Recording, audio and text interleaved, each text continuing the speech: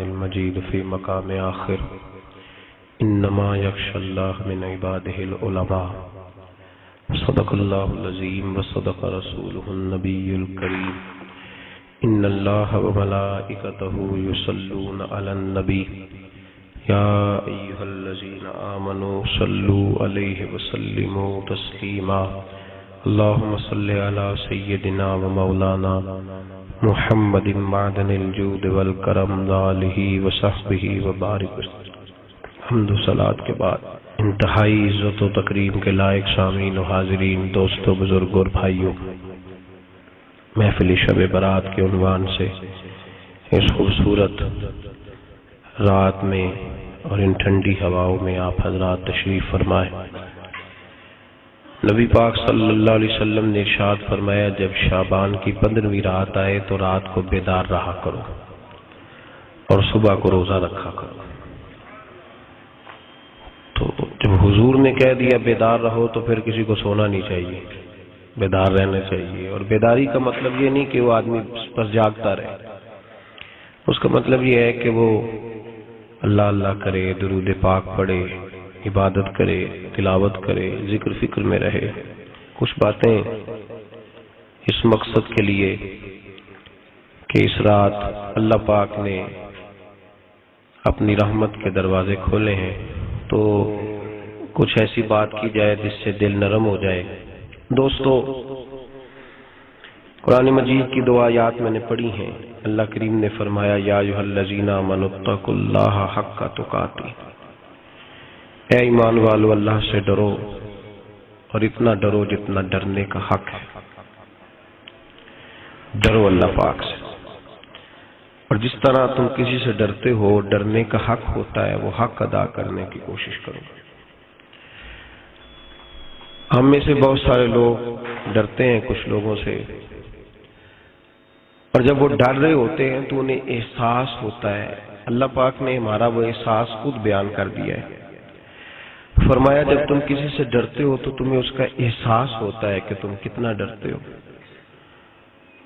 تو پھر تم کوشش کرتے ہو کہ تم وہ کام نہ کرو جس سے وہ بگڑ جائے گا، ناراض ہو جائے گا۔ جو لوگ قانون سے ڈرتے ہیں وہ اشارہ نہیں توڑتے، کچھ بھی ہو جائے اشارہ نہیں توڑتے۔ انہیں پتہ ہے کہ یہاں اشارہ توڑیں گے تو الجھ جائیں گے، اور جہاں انہیں فکر نہ ہو کہ کوئی پوچھنے والا نہیں، وہاں ہم نے دیکھا ہے کہ لوگ اشارہ توڑ دیتے ہیں۔ اللہ تبارک و تعالیٰ نے موقع دیا، میں حرمین شریفین حاضر ہوا تو وہاں ایک روڈ دائری روڈ کہلاتا ہے۔ اس روڈ سے پیدل چلنے والے نہیں گزر سکتے۔ وہ کہتے ہیں جی اس روڈ سے پیدل والا نہ گزرے، ان کے لیے علیحدہ جگہ ہے۔ قانون یہ ہے کہ اگر کوئی پیدل آدمی وہاں سے گزرے اور اس کا ایکسیڈنٹ ہو جائے تو وہ حکومت یہ کہتی ہے کہ یہ کیوں یہاں سے گزرا تھا، لہذا کوئی مقدمہ نہیں ہو سکتا۔ وہاں ہم نے دیکھا ہے کہ لوگ اس سڑک پہ پیر بھی نہیں رکھتے، کہتے ہیں مر گئے تو بنے گا کچھ نہیں۔ یہاں بھی بہت سارے ایسے معاملات ہوتے ہیں کہ جہاں انسان محسوس کرتا ہے کہ یہ بڑا میرے لیے نقصان ہو جائے گا، تو وہ ڈرتا ہے۔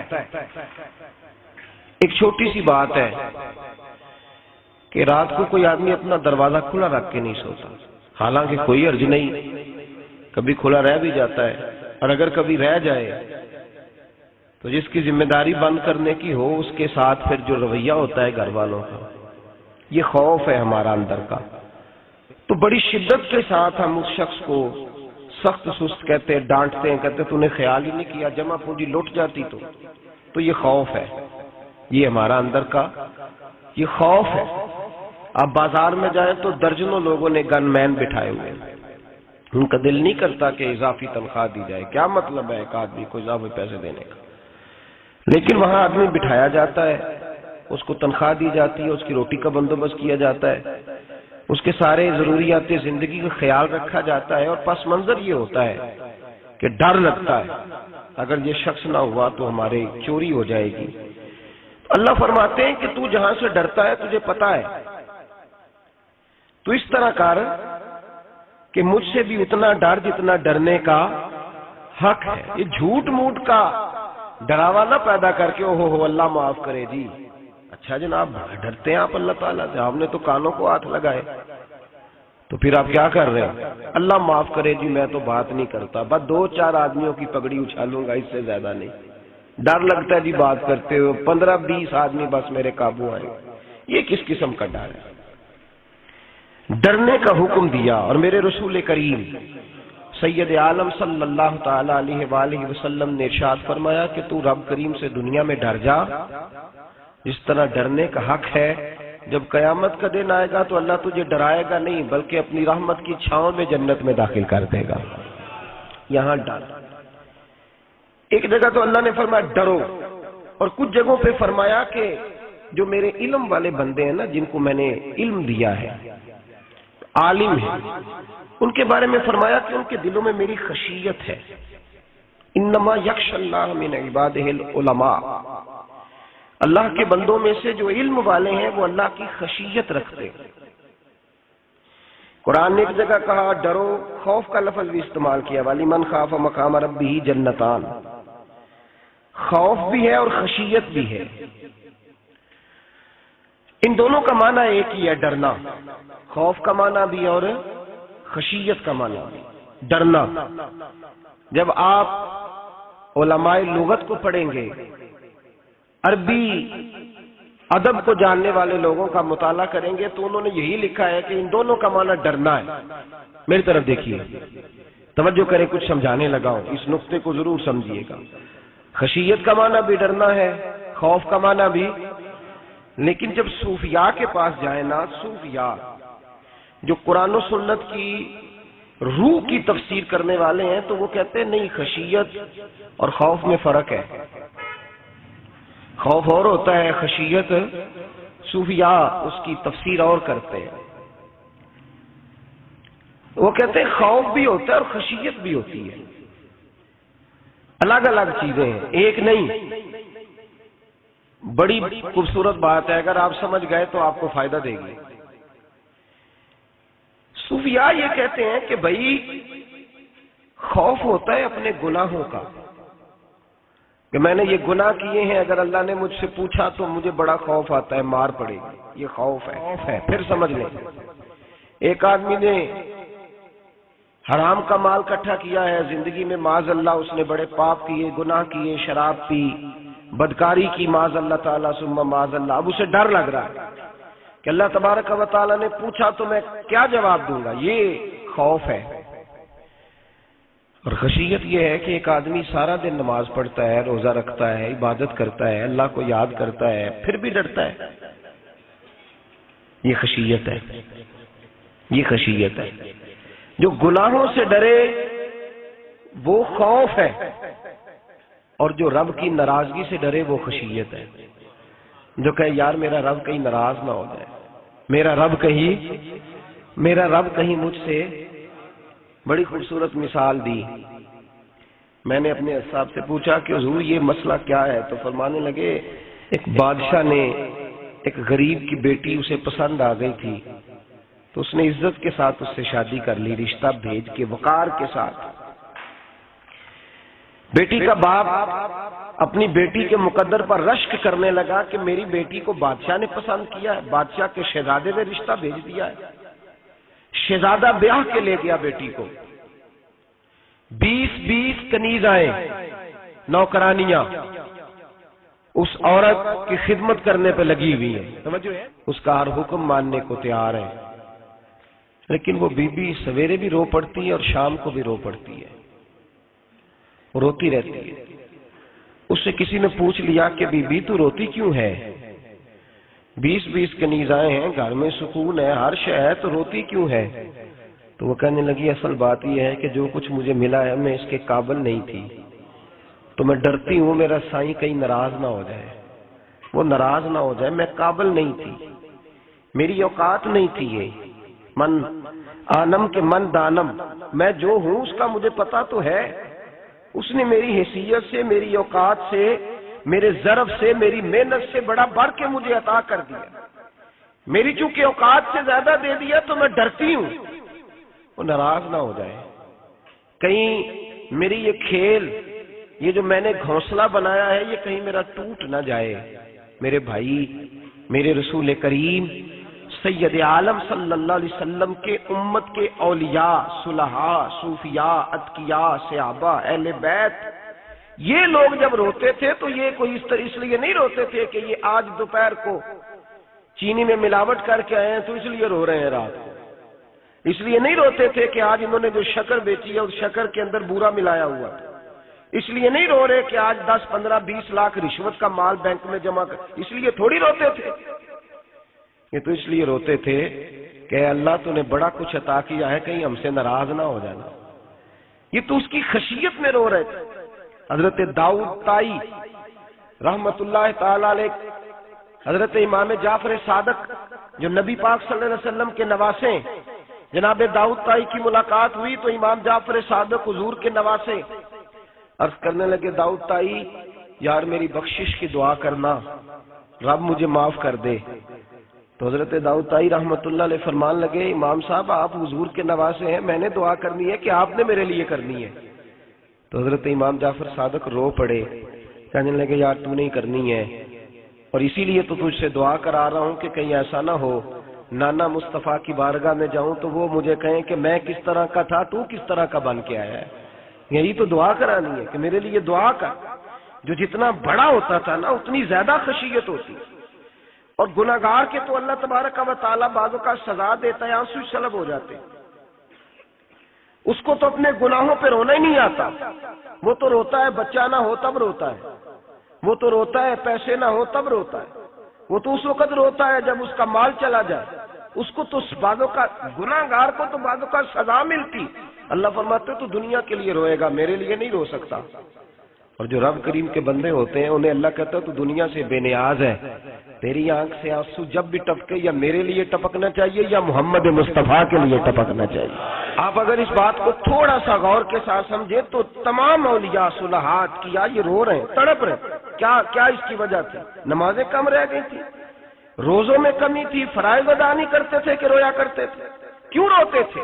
حضرت سیدنا عمر فاروق رضی اللہ تعالیٰ عنہ کے بارے میں صحابہ کہتے ہیں جناب عمر فاروق جب نماز پڑھاتے اتنا رویا کرتے تھے کہ 7ویں صف تک ان کے رونے کی آواز جایا کرتی، 7ویں صف تک ان کے رونے کی آواز جاتی۔ ہم لوگ بن کے بیٹھ گئے ہیں، ہم لوگ بن کے بیٹھ گئے، ہم یہ سمجھتے نہیں کہ ہماری حیثیت کیا تھی اور رب کریم نے ہمیں نوازا کیا ہے۔ آپ پڑھیے کتابیں، میرے رسول پاک صلی اللہ علیہ وسلم فرماتے ہیں میرا عمر جس گلی سے گزرے شیطان رستہ بدل جاتا ہے۔ نبی پاک فرماتے ہیں میرا عمر جب تک دنیا میں رہے گا دوزخ کو تالا لگا رہے گا۔ اس صاحب عزد الغابہ نے لکھا ہے نبی پاک صلی اللہ علیہ وسلم نے حضرت جبریل امین کو بلایا، فرمایا چل میرے عمر کی شان بیان کر۔ تو حضرت جبریل امین علیہ الصلوۃ والسلام کرنے لگے یا رسول اللہ صلی اللہ علیہ وسلم 950 سال اگر اللہ مجھے عمر دے، 950 سال رب عمر دے اور پھر بھی میں عمر فاروق کے فضائل بیان کروں تو میں نہیں کر سکتا، عمر کی شان میں نہیں بیان کر سکتا، 950 سال بھی اگر میری عمر ہو۔ نبی پاک نے فرمایا پھر میرے ابو بکر کے بارے میں، عرض کی یا رسول اللہ ابو بکر کی تو بات اس سے بہت آگے کی ہے نا، وہ نبی پاک کتنی عظمت بیان کر رہے ہیں، کس قدر زیادہ رسول کریم صلی اللہ تعالی علیہ وآلہ وسلم ان کی عظمت بیان کرتے ہیں۔ حضرت عمر کیا کہتے ہیں، وہ لوگوں کو بتاتے پھرتے ہیں کہ تم نے دیکھا ہے نا میری کتنی عظمت ہے، وہ یہ نہیں کہتے، حضور فرماتے ہیں عمر کی بڑی شان بڑی شان بڑی شان۔ اور عمر کے پاس جب بھی کوئی جاتا ہے کہتے عمر آپ کا کیا مقام ہے، تو عمر فرماتے ہیں میں تو اونٹ چرانے والے کا بیٹا ہوں، میں تو اونٹ چرانے والے کا بیٹا ہوں، میں تو اونٹ چرایا کرتا تھا، میں تو 10 اونٹ نہیں سنبھال سکتا۔ حضرت فاروق اعظم رضی اللہ تعالیٰ عنہ سے کوئی پوچھتے جناب عمر آپ کا کیا حال ہے، تو آپ فرماتے یہ تو میرے مقدر ہے کہ میری بہن نے قرآن سنایا تو میں در رسول تک پہنچ گیا، ورنہ مجھے پوچھنے والا کوئی نہ ہوتا۔ کبھی جناب علی المرتضیٰ کا بازو پکڑ کے کہتے ہیں علی تو نہ ہوتا تو عمر ہلاک ہو جاتا۔ بھائی حضور شانیں بیان کرتے ہیں، نبی پاک کہتے ہیں میرے ابو بکر نے احسانات کیے، بڑے احسانات کیے، میں نے سب کا بدلہ چکا دیا، ابو بکر کا نہیں چکایا، اللہ کی بارگاہ میں عرض کروں گا یا اللہ تو ہی اسے بدلے دے۔ اور جناب ابو بکر صدیق سے کوئی پوچھتا ہے ابو بکر آپ کا کیا حال ہے، تو ابو بکر صدیق فرماتے ہیں مجھ سے میرے اندر کا عالم نہ پوچھو، اگر قیامت کے دن اعلان ہوا نا کہ سارے لوگ بخشے گئے ایک باقی بچا ہے تو مجھے ڈر لگتا ہے کہ اکیلا ابو بکر ہی بچ جائے گا جو نہیں بخشا جائے گا، مجھے ڈر آتا ہے۔ تو بھائی بن کے بیٹھ گئے لوگ، لوگوں کو پوچھ کر کے دیکھیں، کہتے ہیں کیا پاپ کیا ہے، کیا ہو گیا ہے؟ خشیت سے کانپتی ہوئی روحیں، تڑپتے ہوئے میرے رسول پاک کے غلام، اولیاء اللہ صوفیاء کرام کے رونگٹے کھڑے ہیں رب کریم کے خوف سے۔ جو جتنا مالک کو جانتا ہے اتنا کانپ رہا ہے، اتنا ڈر رہا ہے۔ جس کی آنکھوں سے آنسو خشک ہے، مطلب یہ ہے یہ رب کو جانتا ہی نہیں، اسے کیا خبر اس کا جلال کتنا ہے، اسے کیا خبر اس کا عذاب کتنا ہے، تو کیا جانے۔ ان بطش ربک لشدید، جب وہ پکڑتا ہے تو بڑا سخت پکڑتا ہے۔ حضرت عثمان غنی کو 3 دفعہ میرے نبی پاک نے فرمایا جنتی ہے، جنتی ہے۔ العثمان فی الجنہ، العثمان فی الجنہ، العثمان فی الجنہ، 3 دفعہ حضور نے جنت کی بشارت دی۔ میرے مصطفیٰ کریم نے فرمایا میرا عثمان گلی سے گزرے تو فرشتے بھی اس کی حیا کرتے ہیں۔ جناب عثمان غنی جن کو میرے نبی نے 2 بیٹیاں دے کے کہا عثمان میری 100 بیٹی بھی ہوتی، ایک کے بعد دوسری انتقال کرتی جاتی تو میں ساری تیرے نکاح میں دے دیتا، وہی حضرت عثمان غنی قبر پہ کھڑے ہیں حضور کے وصال کے بعد، ایک قبر پہ کھڑے، آنکھوں سے آنسو جاری ہے، داڑھی ساری آنسوؤں سے بھر گئی ہے، روتے ہی جاتے ہیں، روتے ہی جاتے ہیں۔ غلام کہتا عثمان یار رونا ہمیں چاہیے، رونا ہمیں چاہیے، جن کو کوئی بشارت نہیں اور آپ کو تو 3 بشارتیں، روتے کیوں ہو؟ جناب عثمان غنی فرمانے لگے جس مصطفیٰ نے مجھے جنت کی بشارت دی اسی رسول نے فرمایا تھا قبر آخرت کی منزلوں میں سے پہلی منزل ہے، آخرت کی منزلوں میں سے پہلی منزل۔ سوچتا ہوں اگر رب کریم نے عثمان سے حساب پوچھ لیا حساب کیسے دینا ہے؟ میرے مصطفیٰ کریم نے، یہ تو بات ہے نا جناب عمر کی، یہ تو بات ہے حضرت عمر کی، حضرت ابو بکر کی، جناب عثمان غنی کی۔ اور جس شیر خدا کے بارے میں نبی پاک نے فرمایا علی منی وانا من علی، فرمایا علی اور میں 2 نہیں، میں علی ہوں اور علی میں ہے۔ جن کو فرمایا من کنت مولا ہوں وہذا علی مولا، جس کا میں مولا اس کا علی بھی، اس کا علی بھی، جس مولا علی شیر خدا کو یہ درجہ دیا۔ ولی المرتضی اٹھے ہیں، نماز کا وضو کیا ہے، مصلی کی جانب جانے لگے تو جناب علی کا وجود تھر تھر کانپنے لگا، تھر تھر، چھم چھم آنسو برسنے لگے۔ حضرت سیدنا امام حسن آگے بڑھے، ابا جی کیا ہوا؟ فرمایا حسن ڈر رہا ہوں، مالک کی بارگاہ میں جا رہا ہوں، کہیں رب علی کو دھتکار ہی نہ دے، کہیں مالک علی سے حساب ہی نہ پوچھ لے، کہیں اللہ تبارک و تعالیٰ ناراضگی کی نظر سے نہ دیکھے۔ او بھائی ہم لوگ اتنے دلیر، اتنے تگڑے، اتنے سیاہ، اتنے عقل مند، اتنے گناہوں کے پیچھے پہاڑ ہیں، لیکن مجال ہے کوئی ایک قطرہ وہ آنسو جو ہم نے سنبھال کے رکھے ہیں دنیا داری پہ بہانے کے لیے۔ کبھی اپنا حساب کر، کبھی سوچ، روز شکوہ کرتا ہے، کہتا ہے میرے پاس پیسے نہیں، گاڑی نہیں، کار نہیں، کوٹھی نہیں، سرمایہ نہیں۔ کبھی سوچ جو کچھ ہے اگر رب کریم میرے اور آپ کے اعمال دیکھے تو ہماری حیثیت ہے کہ وہ سارا کچھ ہمیں دیا جاتا، ہماری اوقات تھی کہ وہ ہمیں دیا جاتا جو اس نے دیا ہے۔ ٹٹول کے دیکھیں، عمر گزر گئی شکوے کرتے، ذرا پلٹ کے دیکھیں، اگر ہمارے گناہ اور ہماری نیکیاں اکٹھی کی جائیں تو ہم جزا والے نہیں سزا والے نکلتے ہیں معاذ اللہ۔ محمود غزنوی بڑا پیار کرتے تھے ایاز کے ساتھ، بڑا پیار کرتے تھے، نوازا کرتے تھے، روز کوئی نہ کوئی تحفہ ملتا تھا ایاز کو۔ کچھ حسد کرنے والوں نے کہا محمود تو اسے تحفے دیتا ہے اور یہ جنگل میں اسلحہ اکٹھا کر رہا ہے، یہ تیرے خلاف علیحدہ سے فوج تیار کر رہا ہے، کچھ وقت آئے گا یہ تجھے چھوڑ کے علیحدہ سے بادشاہی کا دعویٰ کر دے گا۔ محمود غزنوی کہنے لگے یہ کس طرح کی بات؟ کہا تمہیں پتہ ہے کہ ایاز عصر سے لے کر عشاء تک کہاں رہتا ہے؟ محمود کہنے لگے یار واقعی میں نے کبھی پوچھا تو نہیں، شک کا بیج بو دیا، شک کا بیج بو دیا۔ محمود غزنوی کہنے لگے اچھا آج میں پیچھا کروں گا، تفتیش کروں گا، تحقیق کروں گا کہاں جاتا ہے، تحقیق کروں گا۔ محمود غزنوی نکلے پیچھا کرنے۔ عصر کے بعد ایاز نے جنگل کا رخ کیا، محمود بھی پیچھے پیچھے ہو لیے۔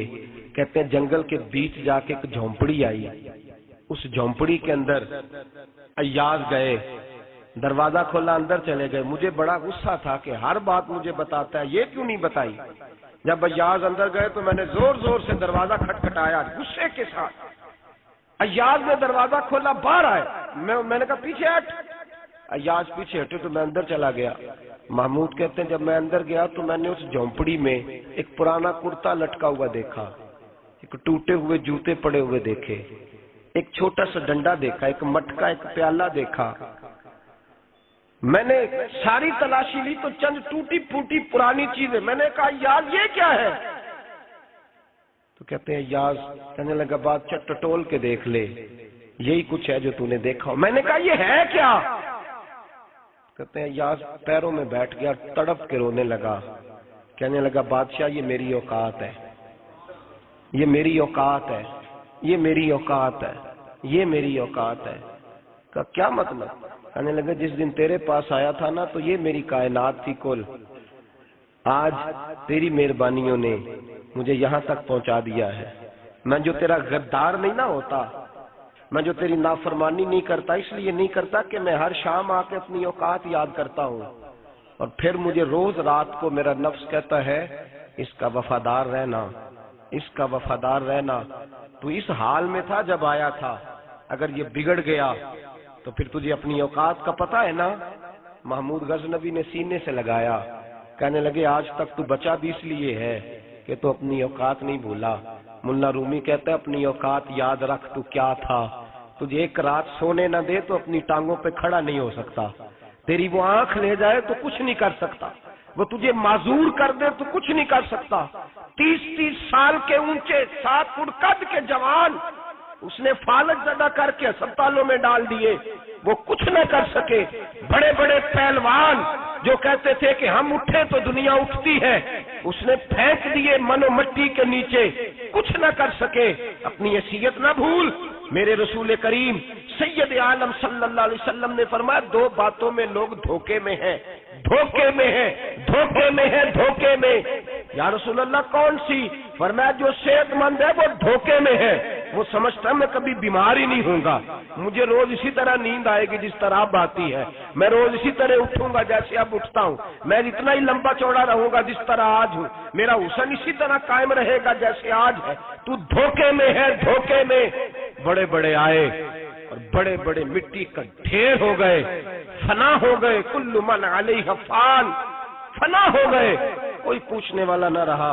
اور میرے رسول پاک نے فرمایا جو فارغ ہیں، جن کو رب نے اپنی عبادت کے لیے فارغ کیا، اپنے دین کی نوکری کے لیے فارغ، وہ بھی دھوکے میں ہیں، وقت ضائع کر رہے ہیں، چوک اور چوراہے میں کھڑے ہیں۔ میرے بھائی جب اپنی حیثیت انسان بھولتا ہے، حیثیت بھولتا ہے پھر وہ شکوہ کرتا ہے، جب اپنی اوقات بھولتا ہے پھر شکوہ کرتا ہے، جب وہ بھول جاتا ہے کہ میں کیا تھا پھر وہ شکوہ کرتا ہے۔ حضرت سیدنا امام اعمش رحمۃ اللہ علیہ بازار میں کھڑے تھے تو بادشاہ کا بیٹا گزرا، اکڑ کے گزرا، آپ نے بازو پکڑ کے کھینچا اور میں جا کے اپنی ماں سے پوچھ اور اپنے باپ سے پوچھ تیری اوقات کیا ہے، اکڑ کے چلتا ہے، جا پوچھ ان سے تیری حیثیت کیا ہے۔ حضرت جناب سیدنا امام اعمش نے ڈانٹا تو واپس آیا، آگے کہنے لگا ابا وہ امام کیا کہتا تھا کہ میری اوقات کیا ہے، کیا اوقات ہے میری؟ تو باپ اور ماں دونوں گھورنے لگے، کہنے لگے بیٹے ہمارے پاس دولت بھی تھی، گھر بھی تھا، مکان بھی تھا، جائیدادیں بھی تھی، بادشاہت بھی تھی، پر ہم دنیا کے دروازوں سے بھیک مانگ ایسی اسلامک ویڈیو دیکھنے کے لیے ہمیں سبسکرائب کریں۔